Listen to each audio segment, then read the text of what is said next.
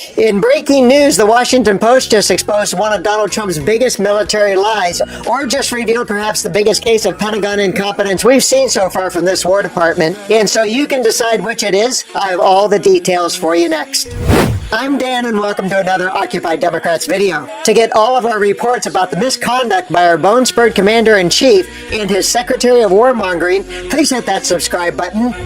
While researching the shocking story that I'll share in just a minute, I discovered this other shocking story that is currently flying under the radar. On Christmas Day, Trump ordered a missile strike on ISIS terrorists in Nigeria. And now what is a bonus report of gross military incompetence, it appears that a village free of terrorist activity was bombed. Tonight, new video of missiles launching off a U.S. warship destined for northwest Nigeria. U.S. command says the strikes targeted Sokoto State. In a post on social media, President Donald Trump says he directed a, quote, powerful and deadly strike against ISIS terrorist scum in northwest Nigeria, who he said had been killing innocent Christians. A U.S. official telling CNN the strikes included Tomahawk missiles fired from a Navy vessel that struck two ISIS camps. News website now, we're piecing together kind of first-hand eyewitness details now about the fragments of metal that are being found. What are we hearing on the ground, and what do we know, if any, more about the Nigerian collaboration in this instance? I mean, we have spoken to a journalist on the ground in Sokoto who said to us that one of the communities hit by the strikes has never reported any incident of terror, and that the two communities hit simultaneously, there is only expected to be one where maybe potentially some hideouts of IS-affiliated fighters have been hit. Still very unclear, but in the community that has never reported any terror, they haven't had any casualties, but some homes of civilians have been partially damaged. Now, the Nigerian government has publicly acknowledged cooperation. They've said that they've carried out precision hits with the US, but at the same time, they also have had to publicly denounce the claims by the Trump administration. They're holding the line that they've held for the last few months, that no religious group is persecuted or targeted by terror groups more than any other group. And the data proves that attacks by militias, including Islamic State, West Africa Province, and Boko Haram, are evenly distributed across Christian areas in the south and Muslim areas in the north, and data even shows that there have been more hits on Muslim communities than there have been on Christian communities. So as these claims are debunked, it'll be interesting to see how closely the Trump administration works with the Nigerian government on any future strikes. And speaking of claims that need debunked, Trump has also been bombing suspected South American drug runners. It has been described as executions without due process, but there have been survivors, and surely if this action is more than orchestrated theater, they would be held and prosecuted, right? Nope, according to the Washington Post headline that reads, the U.S. sank the alleged narco-terrorist boat and let them go.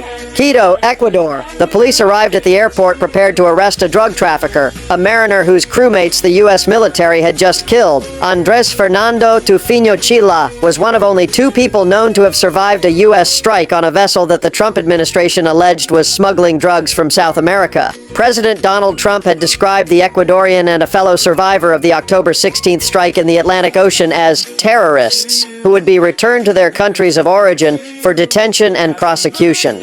In Ecuador, a government closely aligned with Trump on counter-narcotics enforcement, the administration had a willing partner, eager to learn. Several officials here said what the alleged trafficker could tell them about his employers. Tufino, then 41, stepped off the U.S. military plane at the Quito airport on the morning of October 18th in shackles, cut and bruised from the attack but walking on his own, according to Colonel Carlos Ortega, then the director of anti-narcotics for Ecuador's National Police. He was already a known trafficker. He had pleaded guilty in U.S. federal court to cocaine distribution conspiracy in 2021 and served more than 3 years in a U.S. prison before he was deported home to Ecuador last year.